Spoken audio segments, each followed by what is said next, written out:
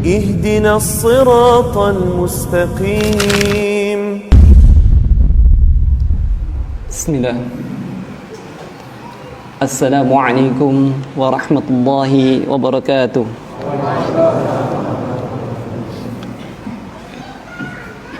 إن الحمد لله نحمده ونستعينه ونستغفره ونعوذ بالله من شرور أنفسنا وسيئات أعمالنا من يهده الله فلا مضل له ومن يضلل فلا هادي له أشهد أن لا إله إلا الله وحده لا شريك له وأشهد أن محمدا عبده ورسوله أما بعد.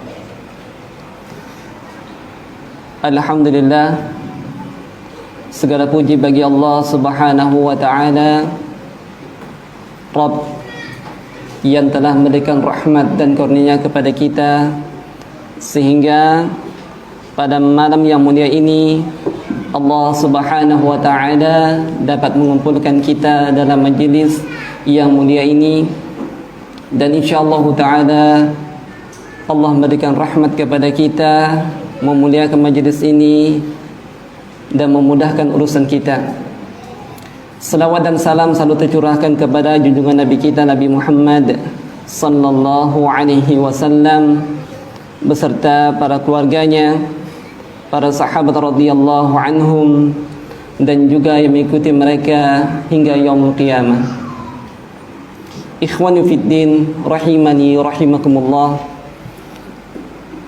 Pada malam yang mulia ini saya diberikan kepercayaan oleh panitia untuk membahas suatu perkara yang menurut kami ini suatu yang besar.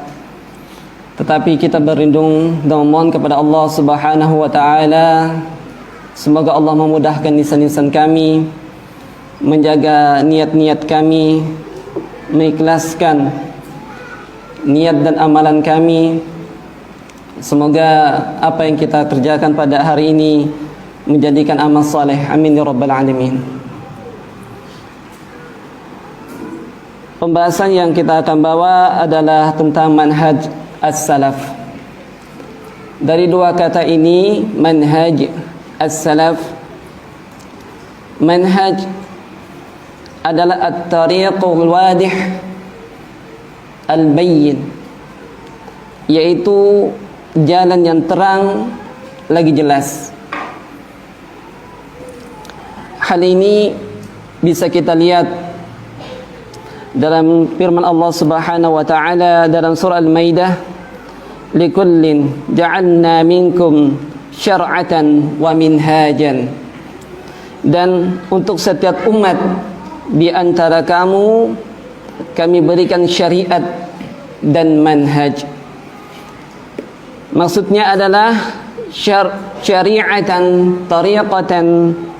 tariqan wadihan wa bayyinan, yaitu syariat dan jalan yang terang lagi jelas.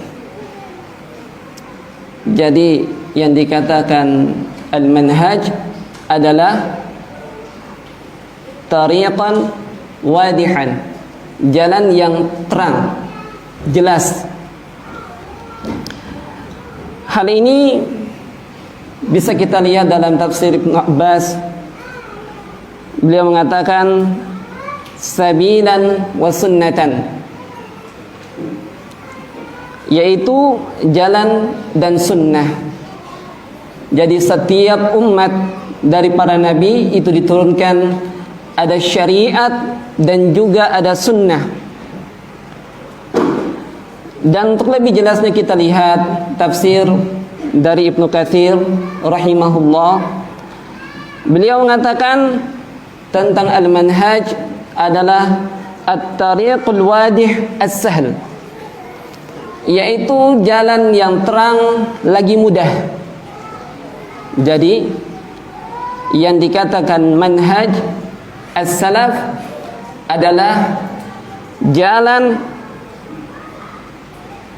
metode salaf adalah jalan yang terang lagi mudah yang mengikutinya. Ya. Jadi yang bermanhaj salaf itu adalah jalan yang terang lagi mudah untuk dipahami. Sedangkan makna salaf adalah al-jama'atul mutaqaddimun, yaitu sekumpulan orang-orang yang terdahulu.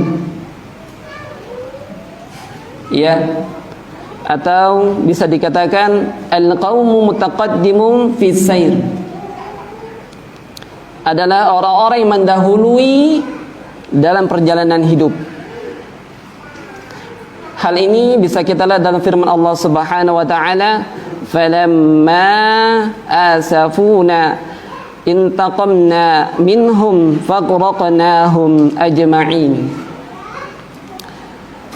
Maka ketika mereka membuat murka kepada kami, kami hukum mereka, lalu kami tenggelamkan mereka semuanya.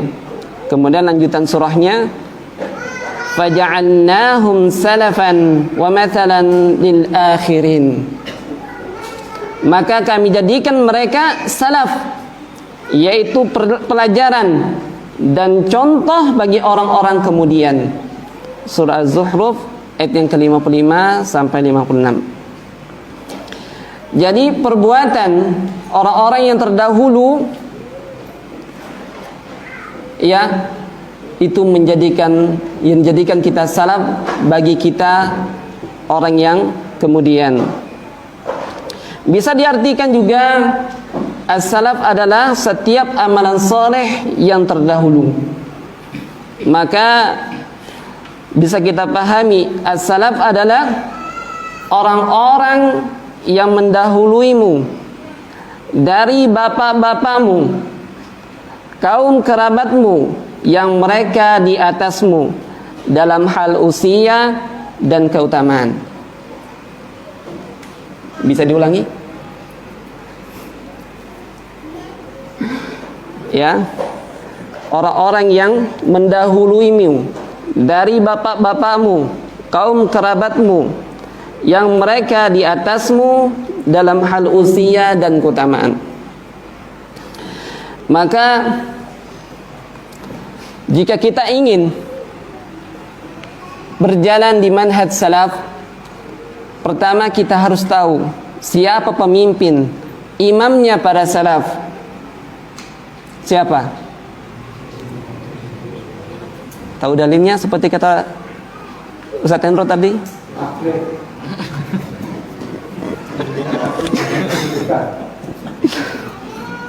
Ya, hal ini sebagaimana yang disyaratkan oleh hadis Nabi sallallahu alaihi wasallam. Beliau menyampaikan kepada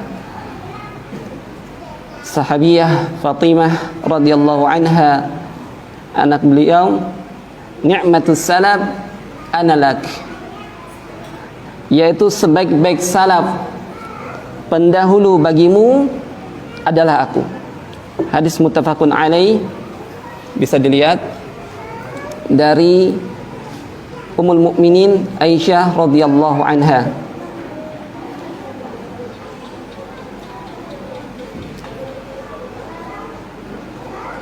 Allah Subhanahu wa taala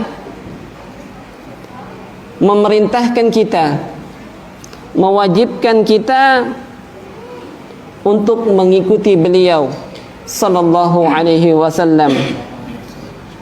Wa ma atakum rasulu fakhudhuhu.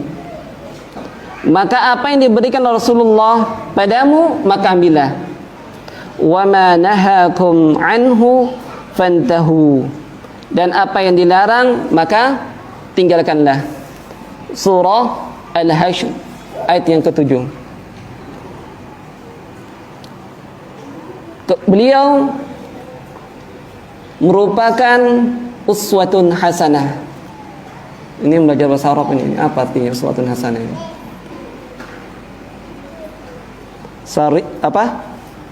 Suri teladan. Betulkah? Sebagaimana Allah Subhanahu wa taala berfirman dalam surah Al-Ahzab, laqad kana lakum fi rasulillahi uswatun hasanah. Sungguh ada pada diri Rasulullah sallallahu alaihi wasallam adalah uswatun hasanah bagi kalian. Ya, ada pelajaran ya yang bisa kita ambil pada Rasulullah sallallahu alaihi wasallam. Beliau sallallahu alaihi wasallam adalah yang menyampaikan wahyu dari Allah Subhanahu wa taala, dan tidaklah menyampaikan agama menurut hawa nafsu beliau. Allah Subhanahu wa taala berfirman, "Wa ma yantiqu 'anil hawa." Dia tidak berbicara dari hawa nafsunya. In huwa illa wahyu yuha. Melainkan dengan wahyu yang telah diwahyukan kepadanya. Surah An-Najm ayat 3 dan 4. Jadi poinnya adalah, pertama, kenapa kita mengikuti beliau? Pertama, beliau adalah imamnya para salaf. Kedua, Allah sendiri yang memerintahkan kita untuk mengikuti beliau. Ketiga, wahyu diturunkan kepada beliau. Maka di sini timbul pertanyaan, apakah seluruh amalan yang diajarkan oleh Rasulullah langsung kita ambil, ataukah melalui perantara? Maka inilah agama Islam, agama yang membutuhkan tali rantai pembelajaran. Ini sudah habis ke waktunya ini?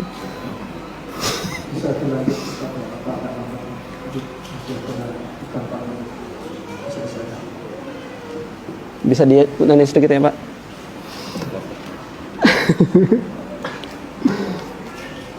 Ya, orang yang setelah Rasulullah SAW yang mesti kita ambil, yaitu murid beliau sendiri, yaitu para sahabat radhiyallahu anhum.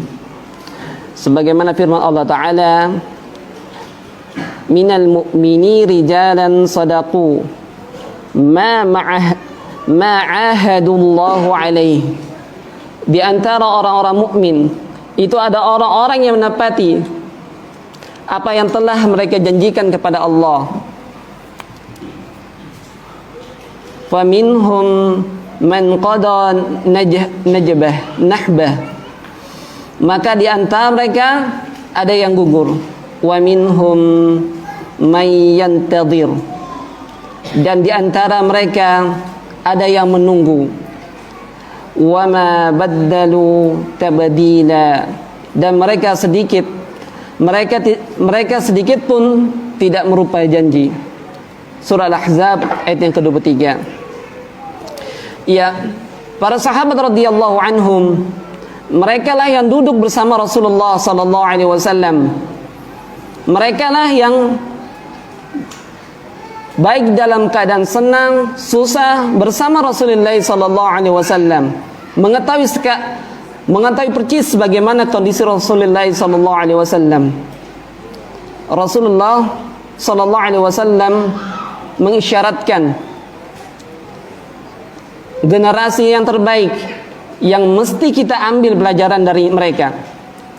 Sebagaimana sabda beliau, khairun nas qarni thumma alladhina yalunahum thumma alladhina yalunahum. Sebaik-baik manusia adalah yang ada pada zamanku, kemudian setelahnya, kemudian setelahnya. Kemudian Imam Malik berkata, jawaban bagi kita orang-orang yang menginginkan kemuliaan, maka seyogyanya kita mengikuti generasi emas, yaitu generasi yang tiga yang kita sebutkan tadi. La yaslah akhiru hadhil ummah illa bima salah bihi awwalaha. Dan tidaklah akan baik umat akhir ini melainkan dengan apa yang telah baik pada awal umat ini. Beliau sallallahu alaihi wasallam ditanya tentang al-firqah an-najiyah, golongan-golongan yang selamat. Beliau menjawab, ma ana alaihi al-yawma wa ashabi, yaitu apa yang aku dan sahabatku hari ini ada di atasnya. Maka mereka yang mendakwahkan ajaran manhaj ini, mengikuti dengan benar, maka mereka disebut dengan salafi. Jamaahnya disebut dengan salafiyun. Baik, terakhir nasihat dari Rasulullah sallallahu alaihi wasallam, fa'alaikum bisunnati wa sunnatil khulafa'ir rasyidin wa mahdiyyin. Maka berpeganglah kalian kepada sunnahku dan sunnah khulafa'ur rasyidin lagi mendapat petunjuk. Wa'addu 'alaiha bin nawajid, dan gigitlah dengan gigi geraham kalian. Wa iyyakum wa mahdatsatil umur, dan jauhilah dari perkara-perkara yang baru. Fa inna kulla bid'atan wa dhalalah, karena bid'ah itu adalah sesat. Dan saya tambah lagi penjelasan Abdullah bin Mas'ud, ittiba'u wa la tabtadi'u wa qad kufitum. Ittibalah kalian dan janganlah kalian melakukan bid'ah, karena kalian telah tercukupi. Maka dari ringkasan yang bisa kita jelaskan pada malam ini, manhaj salaf adalah orang-orang yang telah terdahulu dari 3 generasi terbaik, yaitu zamannya Rasulullah sallallahu alaihi wasallam, para sahabat, tabi'in dan tabi'ut tabi'in. Barakallahu li wa lakum. Alhamdulillah. Mungkin nanti insyaallah taala bisa dijelaskan, diperinci lagi oleh guru-guru kita, karena pada maghrib ini, dari pada maghrib sampai pada isya ini adalah penghibur dari inti dari pembelajaran kita. Ya, barakallahu fiik. Kita kembalikan kepada moderator.